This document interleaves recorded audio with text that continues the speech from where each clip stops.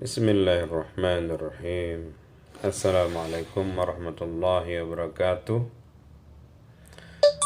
Alhamdulillah rabbil alamin. Wassalatu wassalamu ala asyrafil anbiya'i wal mursalin wa ala alihi wa sahbihi ajma'in. Rabbi syrah li sadri wa yassir li amri wahlul 'uqdatam min lisani yafqahu qawli. Amma ba'du. Beberapa minggu terakhir ini ada banyak kasus peristiwa hubungan antar agama, atau mungkin lebih tepatnya hubungan antar pemeluk agama yang meresahkan kita semua. Yang terakhir dan lagi viral adalah peristiwa pengakuan Paul Zeng sebagai Nabi ke-26. Saya tidak tahu apakah Paul Zeng ini benar-benar serius mengakui dirinya sebagai Nabi ke-26 atau motivasinya hanya untuk mengenyek atau memperolok-olok umat Islam Indonesia atau bukan. Saya kurang tahu. Tapi yang jelas, dari berbagai video yang saya tonton tentang Paul Zeng ini, jelas sekali dia menyatakan bahwa dirinya adalah Nabi yang ke-26. Tapi sayangnya pengakuan dirinya sebagai Nabi ke-26 terkesan hanya untuk memperolok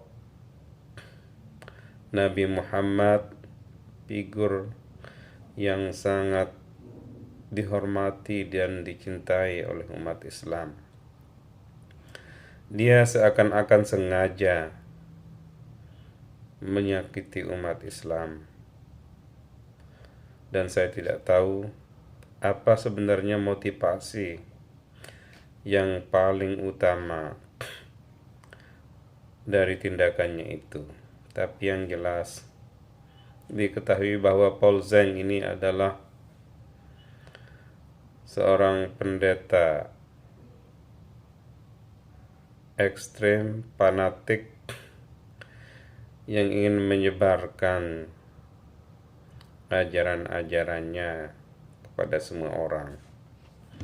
Bahkan dengan terang benderang dia menceritakan bagaimana dia berusaha untuk memurtadkan banyak orang dari kalangan Islam dan berhasil. Dia menyebut nama-nama yang berhasil dia murtadkan. Tapi dalam kesempatan ini saya tidak ingin menyebut nama-nama itu, karena saya tidak tahu persis siapakah mereka. Tapi yang menarik, apa yang dinyatakan dan dilakukan oleh Paul Zeng ini tentu sangat mengganggu hubungan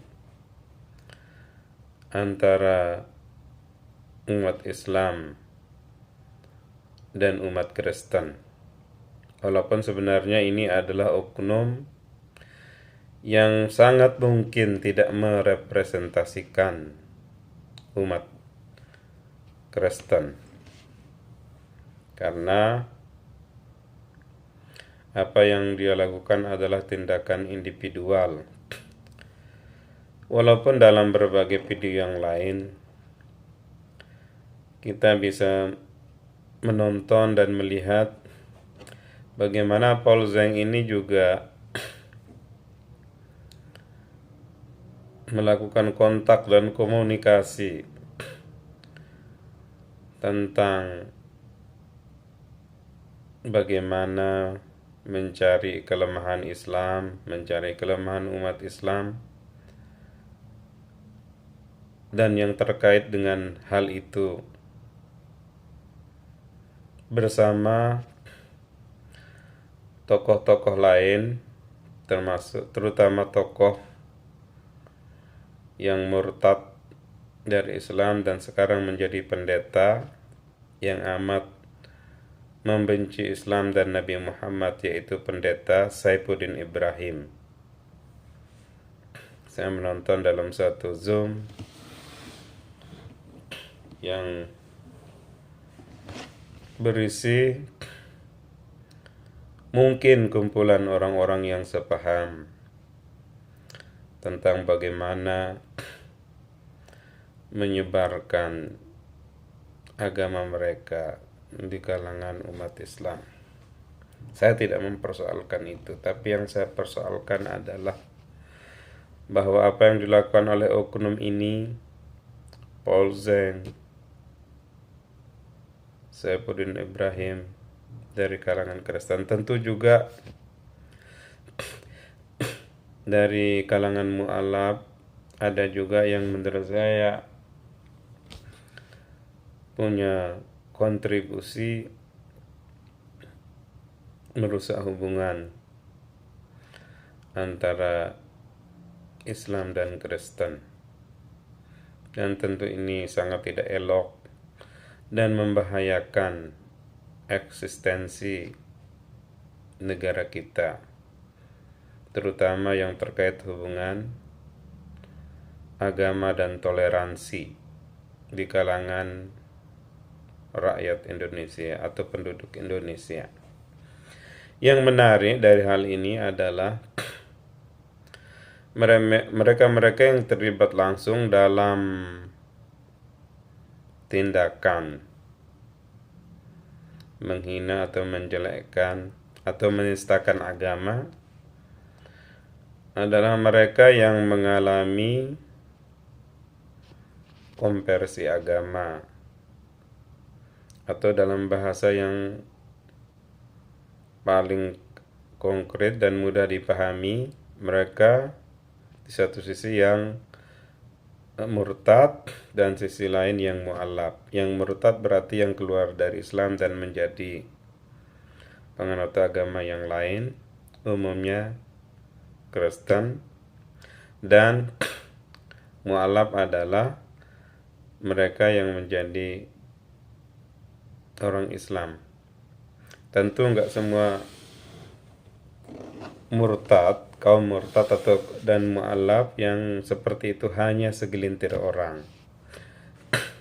Masih banyak saudara-saudara kita yang mengalami konversi agama baik dari Islam ke Kristen maupun dari Kristen ke Islam yang tidak neko-neko dan mencari masalah. Mereka memang mengalami konversi agama atau memutuskan untuk konversi agama dengan dasar motivasi yang sangat intrinsik. Jadi betul-betul konversi agama yang mereka alami dan lakukan itu didasari oleh motivasi yang sifatnya batiniah, intrinsik, untuk kepentingan ketenangan, mencari ketenangan dan kenyamanan individual. Sedangkan mereka yang membuat kegaduhan bisa dikatakan dimotivasi oleh kepentingan yang sifatnya ekstrinsik. Jadi dalam perspektif psikologi, baik psikologi agama maupun psikologi sosial,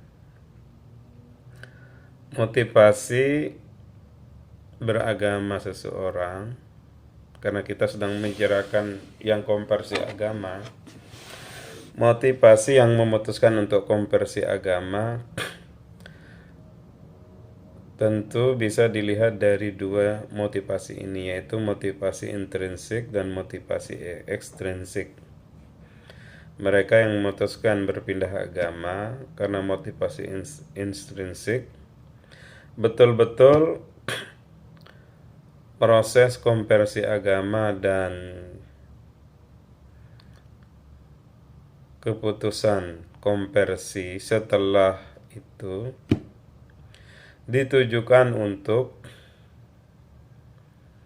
mendapatkan ketenangan pribadi, kesejahteraan pribadi. Sedangkan mereka yang motivasi ekstrinsiknya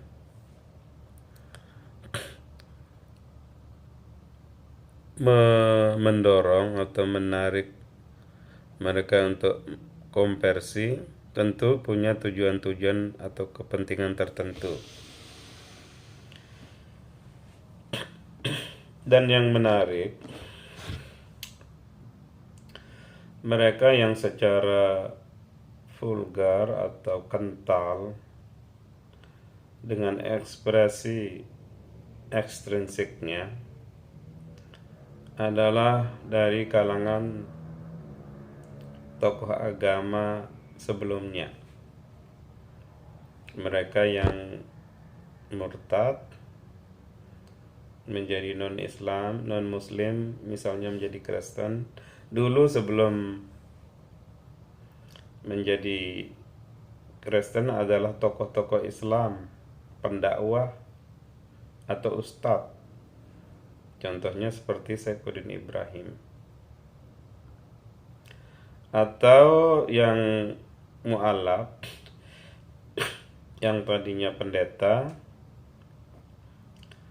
kemudian masuk Islam menjadi mu'alaf.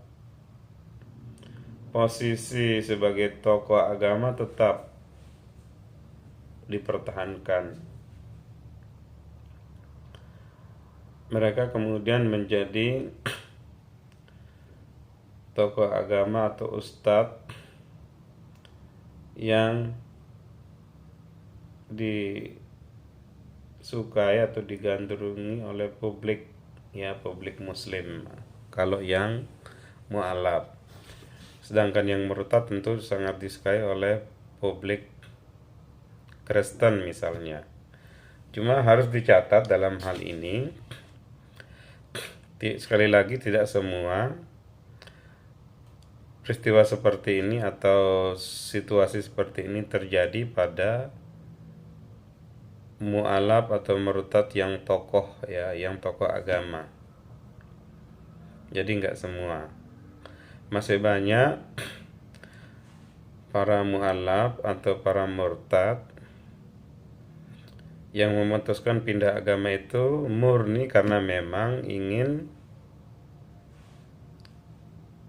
mendapatkan ketenangan setelah mendapatkan kebenaran dari agama, tanda kutip kebenaran yang mereka yakini dari agama yang baru. Ini menarik dalam perspektif psikologi agama. Apa sebenarnya yang motivasi mereka untuk melakukan penistaan itu? Dan faktor-faktor apa saja yang berkontribusi terhadap pilihan mereka untuk menjelekkan atau menistakan agama sebelumnya. Ini tentu sebuah fenomena yang menarik untuk dikaji. Dan menurut saya belum banyak riset-riset yang meneliti tentang hal ini. Maka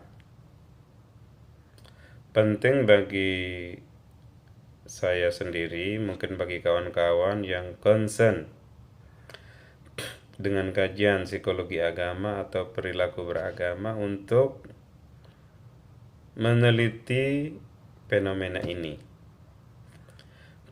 Karena jujur saya harus katakan bahwa fakta-fakta seperti ini amat membahayakan hubungan antar agama. Ya, walaupun saya juga harus memberi catatan bahwa kegaduhan akibat orang-orang seperti ini hanya mungkin bisa dikatakan hanya terasa di dunia maya dan di media massa. Sementara di kehidupan nyata agaknya hubungan antar pemeluk agama atau hubungan antar agama di dalam kehidupan nyata nggak terganggu sama sekali. Di tempat saya misalnya ada satu yayasan Kristen nggak terganggu dengan peristiwa-peristiwa seperti ini. Begitu juga dengan ustadz-ustadz, tokoh umat Islam yang di tempat saya tidak terganggu sama sekali. Interaksi antara mereka yang muslim dan non-muslim berjalan seperti biasa.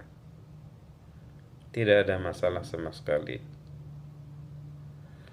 Nah, ini juga peristiwa dan fenomena yang menarik.